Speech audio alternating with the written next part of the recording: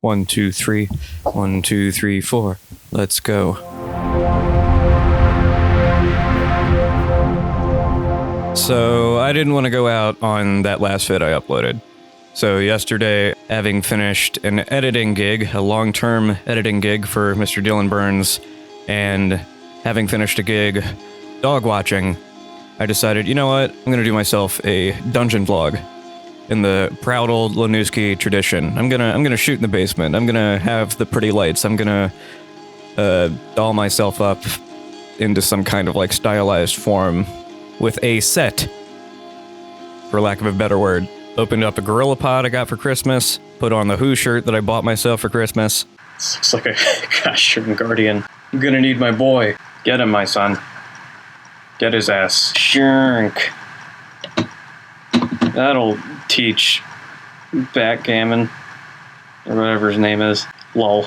Opened up a mini Telecaster that I got for Christmas from a buddy, thanks Slice. And for a little while after setting up everything, I decided to obscure my face to maybe pay a loose homage to one of my favorite creators and one of my favorite people, Alex I Hate Everything. I mean, he's Moy Mysterio, so he hides his face from the camera, or at least he did until he started showing it all the time on Jar Media.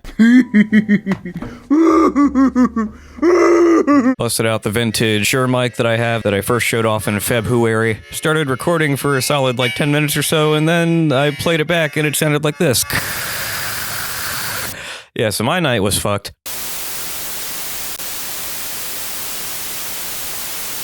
It's the following morning. I'm instead gonna use this very mopey, lo-fi, I guess you could call it a visual sequel to that other bit of stock footage I had been using. Made loose notes of what I'm gonna be saying right now. Because what did I want to do? What's the point of this dungeon vlog going to be? Well, it's not a dungeon vlog anymore. Instead, it's a last-minute installment of chill content to mope to. Welcome, ladies and germs. And today, I'm going to be moping about music. 2021, pretty damn good year for music. Not necessarily because I was keeping tabs on what was being released this year, far from it. As previously chronicled in pretty much all of my videos, I am a dinosaur and a grandfather at heart. The one major exception being the release of my dear friend Mari Dangerfield's debut LP. No, 2021 is a big deal to me because it is the 50th anniversary of 1971. 1971 is arguably the greatest and most influential year in popular music. So much great shit came out that year, not least of all the seismic shift in direction by my boys The Who with Who's Next. Their production got far cleaner than their previous entries with Tommy and The Who Sell Out. Pete got real ambitious with his recording and was one of the first adopters of synthesizers in rock music. Iconic synth lines and Baba O'Reilly, Won't Get Fooled Again. One of the most cohesive bookendings of an album, those two songs, but sandwiched between them are such classics as Behind Blue Eyes, Bargain, My Wife. It's definitely their most accessible for people who don't like, rock operas or concept pirate radio albums or whatever the hell else they fiddled about with in their time. No, I mentioned it. I said the name of the song that must not be named. But that's just one album from one boomer who talked way too long about The Who this year. We won't get fooled again. But that wasn't all that came out. 1971 was the first year that the Beatles were no longer an entity pumping out music. So instead, we got not one, but two spectacular records from the now disbanded Lennon-McCartney partnership. Imagine speaks for itself. One of the most emblematic title tracks of its era. And it just showed Johnny Boy getting more in touch with the side of himself that had started to blossom once he met Yoko, once he started making solo records. He was becoming that countercultural icon we all know him as now, with the glasses, the hippie hair, the audacity to say that he could single-handedly end war. It's just the birth of the modern Lennon. Opposite that, though, you have Paul McCartney releasing Ram, notoriously bemoaned when it came out because it's a weird fucking record. It's really breezy. Similar to how John was becoming more in touch with himself, Paul was becoming more in touch with his humbler countryside, I'm just going to make a song sensibilities. Like, all the other Beatles hated it, for whatever reason. A lot of critics hated it. But in hindsight, as you can read up online, it was a foundational musical statement that predicted what many would call indie pop. Yes, a lot of psychedelically inclined indie rockers loved this record because it is chill, it is folksy, it has some uke bops in there, and it's got one of the definitive, oh, is this the Beatles? No, it's just Paul. Tracks called Uncle Albert. We're so sorry, Uncle Albert. Oh, it's so nice. It's so nice. Go listen to it. I have this shit written down because it's such a wide breadth of acts. So, we talk about two Beatles, now let's talk about more not Beatles. There's a band called Badfinger. I first heard these cats while listening to George Harrison's live charity record, Concert for Bangladesh. Stacked lineup there, everyone seemed to be playing at once a lot of the time. And there's this part where he's like, we've also got an Apple band called Badfinger. When I listened to it, I'm like, Apple? Like Macintosh Apple? And then, of course, I read up on what things mean. Apple Records, founded by the Beatles. The MO of Badfinger was to make guitar pop in the same vein as the Beatles, and they did a pretty good job at it, although so much so that a lot of people early on were like, this is just the Beatles again. Can you please do something unique? But as they went along and established a more concrete sound, it became one of the definitive power pop acts. I love me some power pop. I will no doubt be talking about power pop whenever I manage to screw my head back onto my body. But the TLDR of power pop is traditional 60s white boy rock and roll with power chords, triumphantly melancholy lyrics, some vocal harmonies if the band's up for that sort of thing, all filtered through the polish of 70s album rock. Just big sounding music talking about teeny tiny sad boy problems. 1971 saw the release of Straight Up, which happens to have a lot of their hits on it. If you give it a front to back, you might not think it's particularly amazing, but it'll feel solid, like legitimately solid. By this point, they had released a few records that, yes, were Beatlesy, and there's a few tracks on here that remain Beatlesy. I mean, George Harrison actually produced a couple of tracks on here, if I'm not mistaken. A majority of them were produced by Todd Rundgren's Swoon, Senpai. I'll talk about him later. One cool thing about Badfinger, though, is on a previous record, they had released a track called Without You, which has been covered so goddamn much, most infamously by Harry Nilsson, speaking of which, that cover can be found on Nilsson Schmilsson. Harry Nilsson is one of the unsung singer-songwriters of his generation, rivaling the chops of Brian Wilson, Randy Newman, Van Dyke Parks, you name it. This album has so many hits that you've heard, but never knew who did them. Lime and the coconut, drink them both together. Gotta get up, gotta get up, gotta get out. I don't know lyrics. It takes me like 50 times to listen to a song before I know them. But you've heard some of that shit, right? And then, of course, Without You. This is such a great ballad. Paul McCartney called it the killer track of all time or some shit. It's one of the template songs of the modern power ballad. Singers going up to that mic and just putting their heart and soul into every note, going low, going high, going low again, and then climax. I peaked a little bit there. That's fitting, I guess. Got a little excited. Sorry, baby. He's great. I love that guy. You should watch a documentary about him called Who's Harry Nilsson, I think. Actually, let me double check what that's called.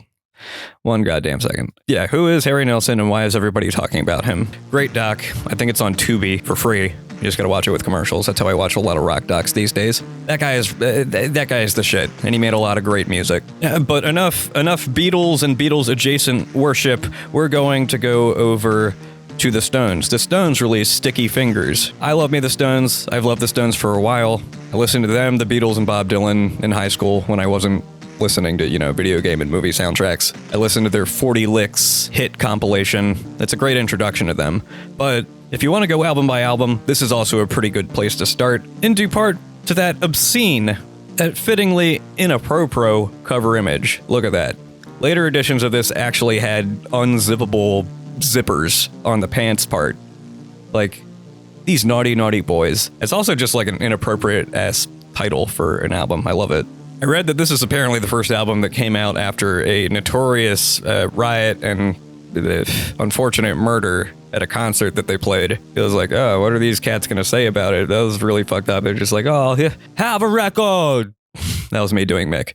Me doing Keith Richards is just me doing Murdoch from Gorillaz, because that's who that's who that guy's based on. Hello, I'm Keith Richards. No, Brown Sugar, Wild Horses, bitch. I think my favorite track off of here is I Got the Blues, which is just a very loving quasi pastiche, but quasi just leaning into the sound that they had been sculpting throughout their career. It just like, it sums them up in so many ways. Beach Boys released an album that year as well. It is without a doubt their most hippy dippy album. It's called Surf's Up. A lot of environmentally conscious tracks on there. A banging cover, cultural appropriation aside. A quick aside. Like all of this stuff, everything I'm saying, save for a couple of albums that I just discovered this week, because again, 71, packed to the brim with excellence. I wanted to make video essays about. I like the poetry of time and space. Like February, it's a month that has the Who in it. This will be cute. And it would have been cute had it not stretched into fucking April or May or however long I was releasing stuff. Every album I've talked about, I could easily make an essay about.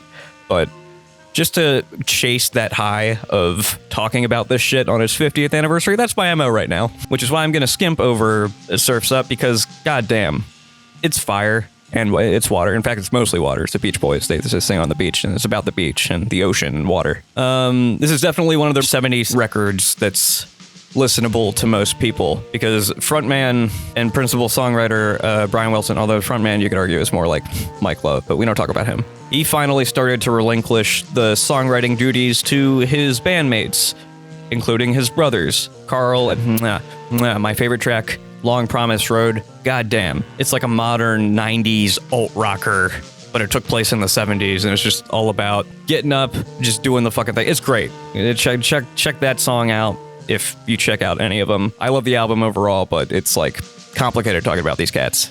The Beach Boys are weird sounding, weird history, but what matters is that the music kicks ass, and Long Promised Road, prime example. Enough about pasty white guys, though. What was happening in the black community? Because R&B and soul at the time was equally innovative and equally influential, and I don't think it gets any more influential than the 1-2 punch of the Shaft soundtrack.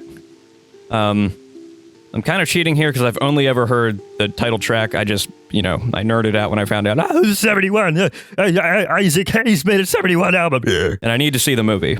I would like to see the movie. There's a lot of blaxploitation I would like to get to.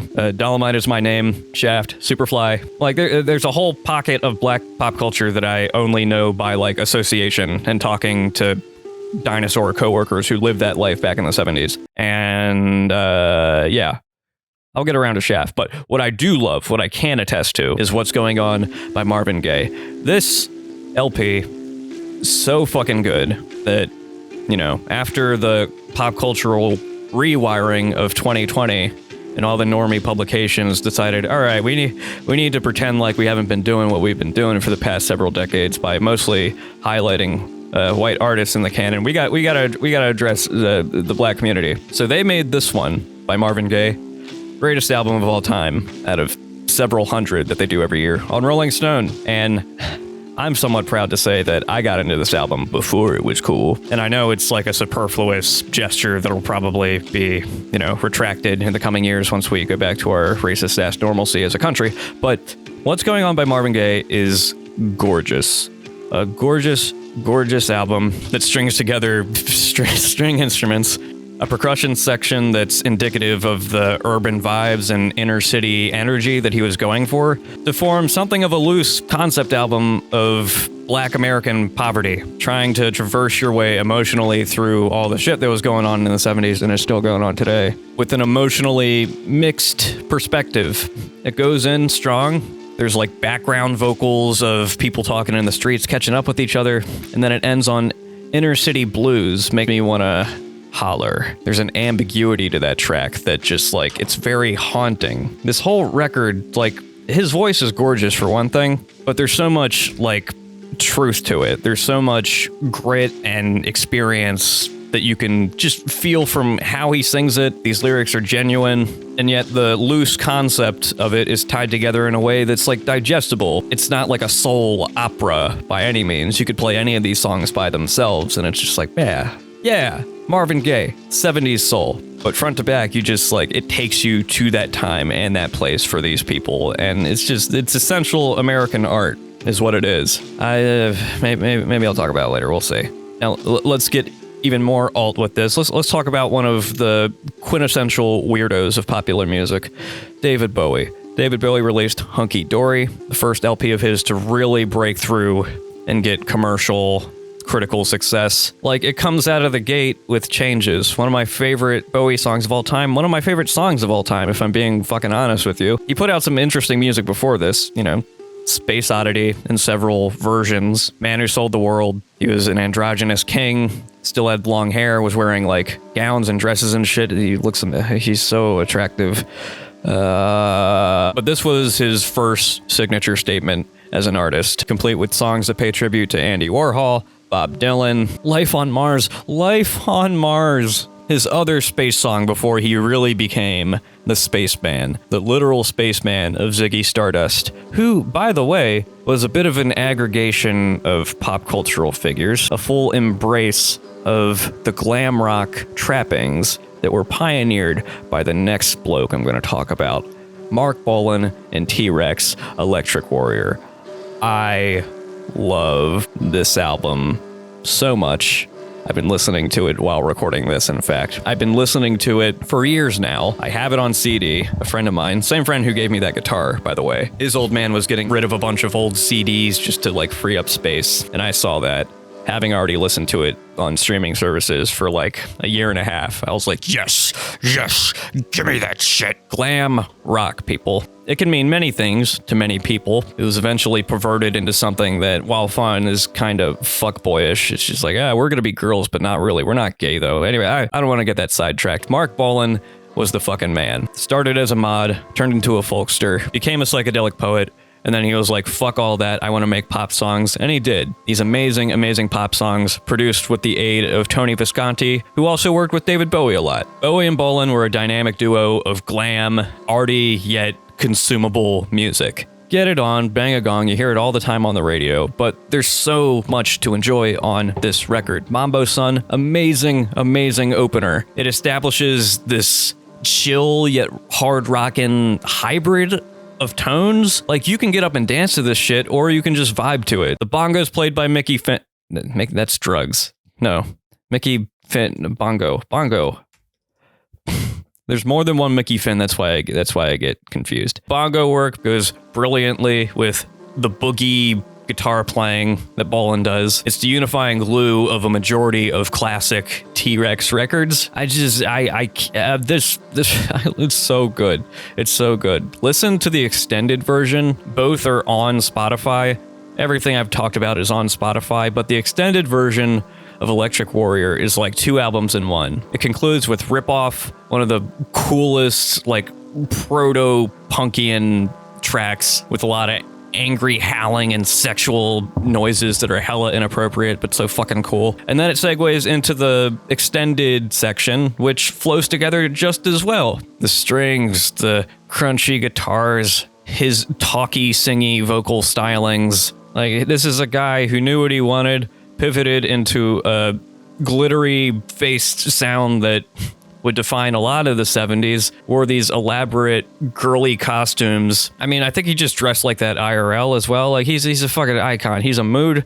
He's iconic, as the Zoomers say. I want this. Give me it. I want that outfit. I ain't afraid to fucking say it. Like, I get tired of wearing t-shirts and hoodies sometimes, and I wanna strut. I wanna show my stuff like a goddamn human peacock. And I found that the way that works best for me is the flowy ass bullshit. These cardigans. It's a mood. Much respect to people who have pulled that off and built up wardrobes of this kind of shit to just wear. Anyway, I wanted to end on something. My boys, Dr. Dog, they're done touring. They're doing their last tours this month. I think their last show might actually be tonight as I'm recording this. I love those guys. Wanted to see them live. I'm sure they won't stay off the stage forever, but I made a video.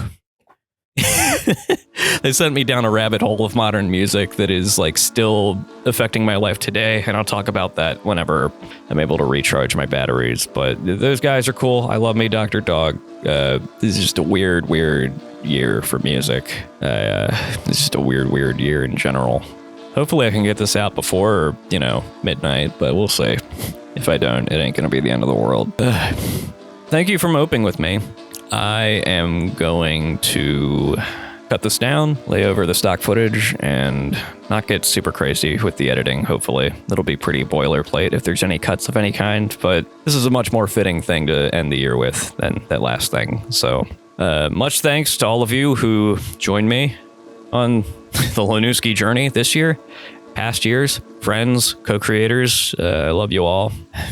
It's a zombie song. This'll be our year. Took a long time to... Or whatever else I decide to play. An old acquaintance be forgot.